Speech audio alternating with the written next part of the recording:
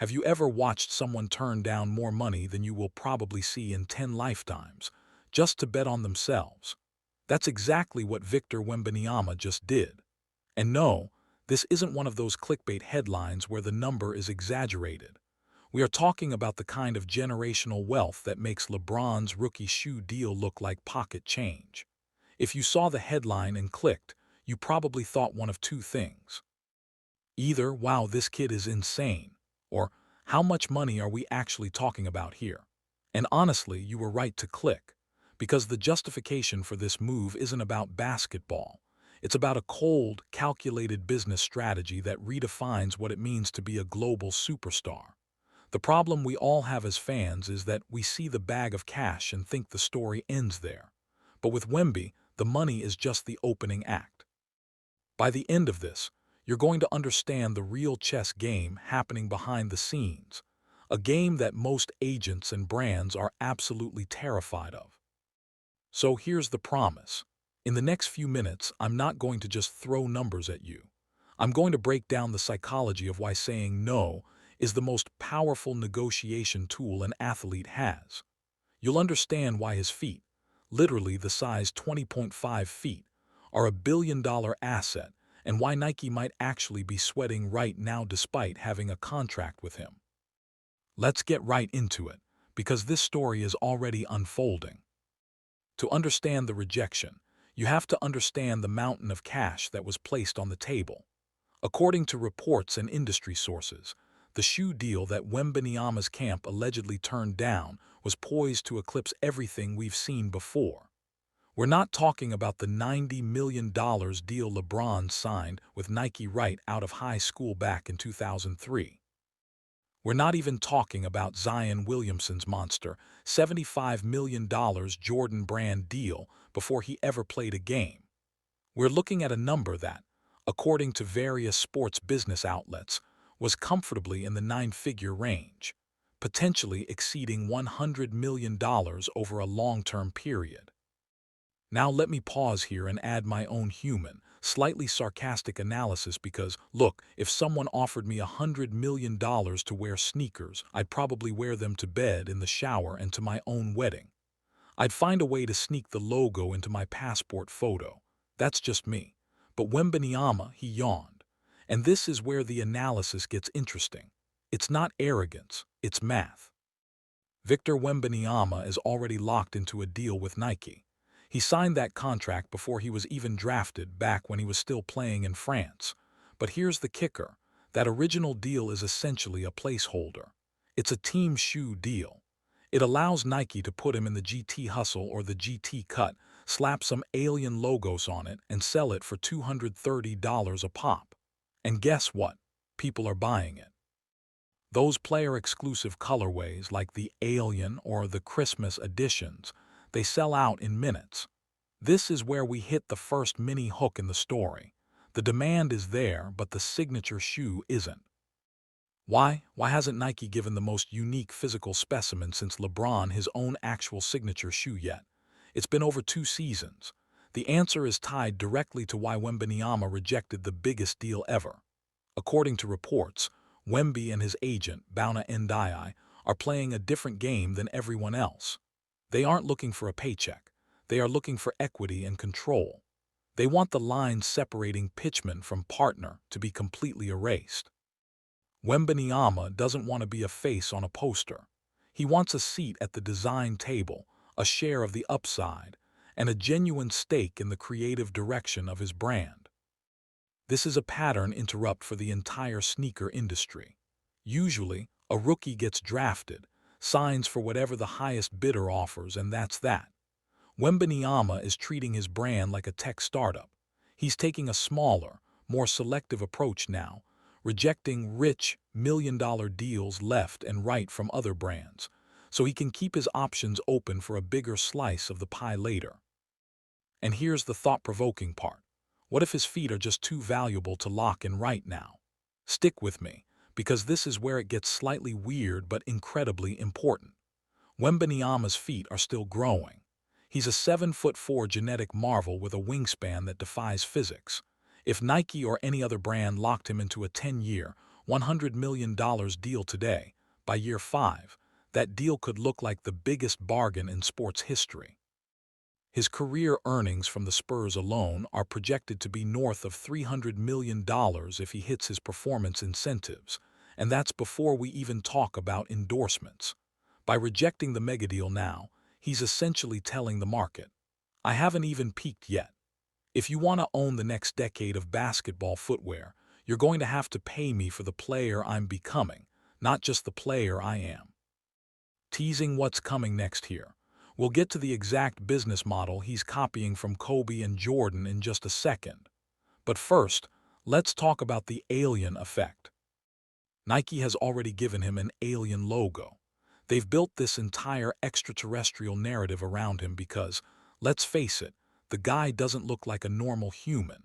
He looks like someone designed a basketball player in a lab using a cheat code. And that otherworldly aura is exactly why he can afford to say no. He knows that no other athlete on the planet can replicate what he does. You can find another point guard who can shoot threes. You cannot find another 7'4" center who can handle the ball like a guard, block shots from the free throw line, and has the global appeal of a European superstar. This brings me to a key point of analysis that a lot of people are missing. This isn't just about Nike. It's about the French luxury market.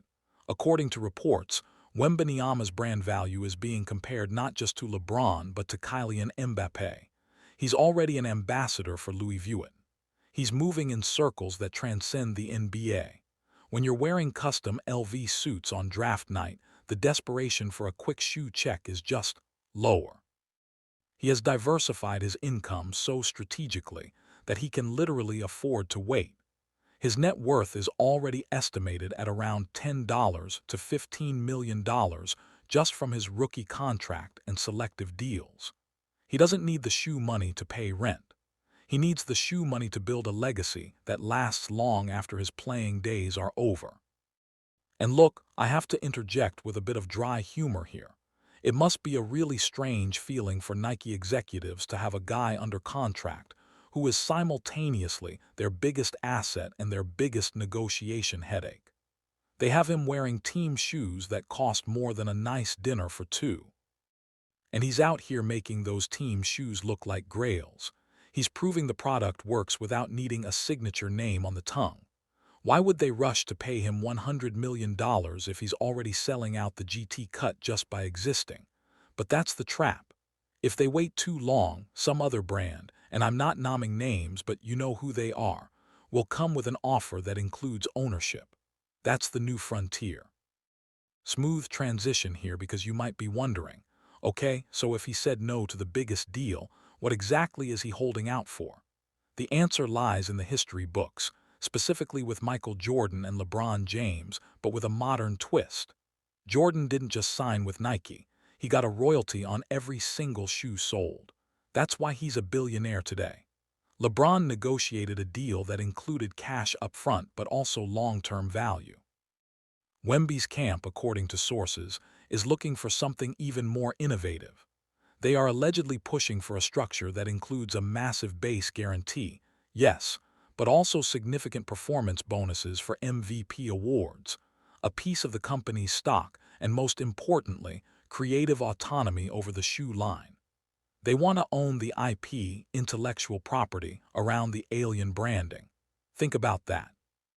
If Wemby owns the alien logo and the associated trademarks, any brand he partners with is just a distributor. He can take that logo to any other brand in 5 years. That leverage is worth far more than $100 million up front. This is where we inject a relatable statement. Have you ever been at a job where you felt like you were doing all the work but the company was getting all the profit? Wemby is basically the guy who looked at his multi-billion-dollar employer and said, I'm not just the employee, I'm the product. I want shares. This is the most important part of the video. The rejection is not a rejection of the brand. It's a rejection of the traditional, exploitative structure of athlete endorsements. He is waiting for the shoe market to correct itself to his true value. And what is that true value? It's not just sneaker sales. It's the fact that he is the bridge between the NBA and Europe. When the NBA expands or plays games in Paris, Wembanyama isn't just a player on the court. He's the ambassador, the reason the arena is full, and the reason the TV rights are sold. So what does this mean for you, the viewer who maybe isn't negotiating a $100 million deal today?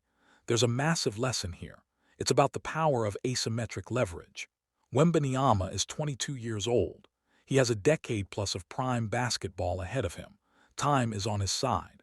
The shoe companies need a generational star to sell to Gen Z and Gen Alpha. Those kids don't care about the players who are retiring in 5 years. They care about the alien. By waiting, Wembanyama is letting the demand for his signature shoe reach a fever pitch. By the time he finally signs the biggest deal, it won't just be the biggest in NBA history, it will be the biggest in sports history. As we head toward the close, let me hit you with a thought-provoking line. Most athletes are in a rush to cash in before the game breaks them down. Wembanyama is playing a different sport. He's playing the long game of wealth preservation and brand ownership. He's betting that his body, and more importantly, his mind, will outlast the cycle. To quickly summarize the key value here, Victor Wembanyama rejected the biggest shoe deal in NBA history because he understands that the current offer is based on his past performance. He knows that his future performance, combined with his unique global marketability, demands a deal that includes ownership, creative control, and a share of the upside that no rookie-scale contract has ever seen. He's not just a basketball player, he's a businessman. And that business is currently in stealth mode. I still think turning down $100 million to play basketball in free shoes is the kind of problem I'd love to have. But watching someone actually do it, that's not just smart. That's the kind of cold-blooded business move that makes you realize the scariest thing about Victor Wembanyama isn't his wingspan. It's his patience.